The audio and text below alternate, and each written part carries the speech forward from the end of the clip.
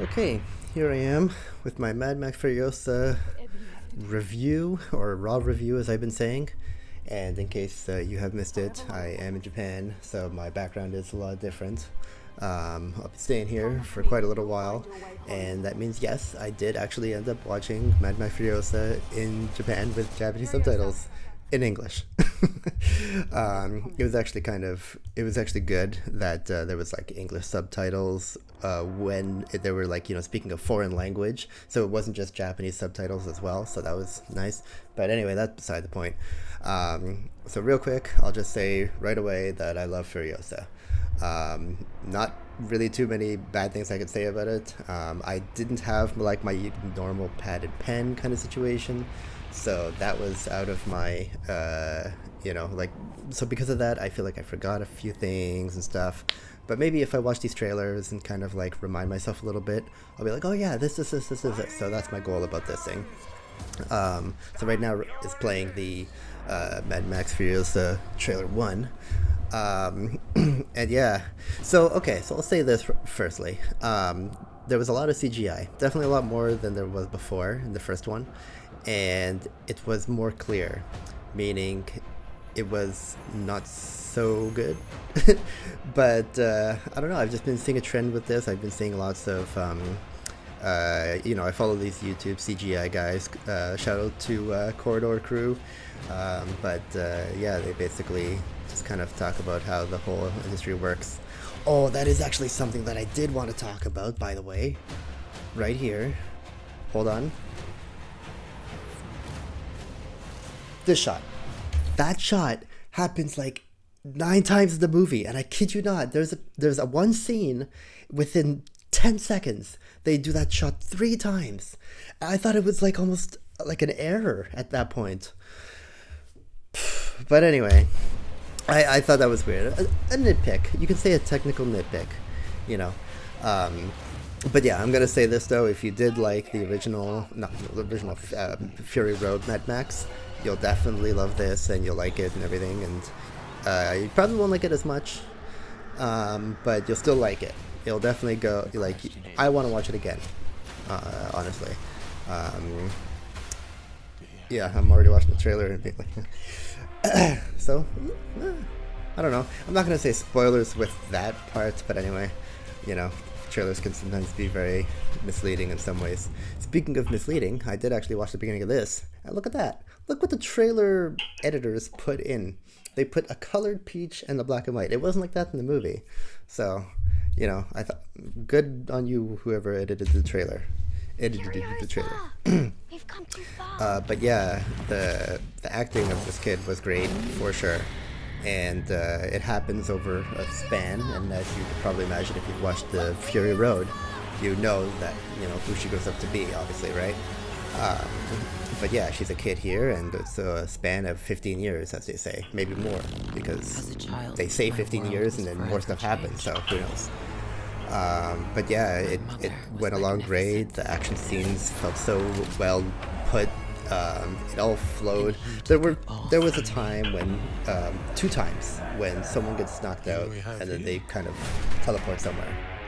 I'm okay with that. It's not the biggest deal, especially when I see worse things these days. So yeah. But as usual, George Miller definitely nailed the cinematography. Again, not as much as the first one, but definitely a lot of shots were very artistic and everything like that. So, hopefully that audio isn't too loud, by the way. I only noticed now, of course. Yeah. Also, something that reminded me of the trailer is that I gotta be honest. Again, this is a raw review, so I don't almost know anything really behind the scenes in terms of behind the scenes. But I could swear that that's not Chris Hemsworth's nose, because there's even a part where there's like light reflecting on him and stuff, and then the nose just stands out. And I don't know if things like that happen in real life. Light can be very interesting. But yeah, I feel like I wanted to look at that. And also, it didn't look like his nose, because I feel like I know Chris Hemsworth. I've watched enough Marvel, and more than a few times Thor, right? So yeah, But no, not too much else that I could say that probably not a lot of other people said. It is great. Definitely watch it if you've been on the what's called the one side of the fence. Also, for the few of you out there that think like, oh, this is like a feminist movie because it's a feminist-driven character, or whatever. I mean, sure, it is like a female-led role, but it goes well with the world, works with it. There's a few questions that you could ask about, like, again, spoiler-wise, I don't know if I should say so much, but, you know, they didn't make so many things clear, but I feel like if you're kind of not intelligent enough, but that's kind of what I'm going to stick to by saying, but just by saying, like, just by like kind of thinking about it, you're like, yeah, that probably happened, but they don't have to show it. So yeah.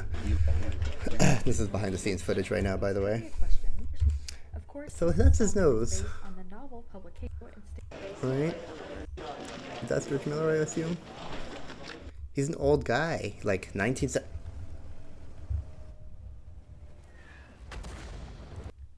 He made the original Mad Max 1970s, I believe. If I'm not mistaken. That's his nose.